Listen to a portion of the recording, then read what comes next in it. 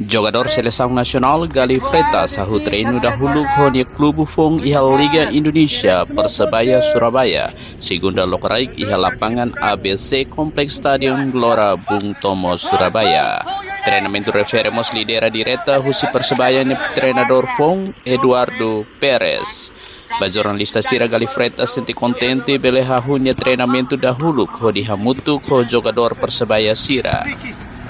Antes ni Gali Freitas ya Liga Indonesia hamutuk ho PSIS Semarang desde epoka tinan rihun rua nulu resin tolu sege halo kolek saung golu 11 no asis seti.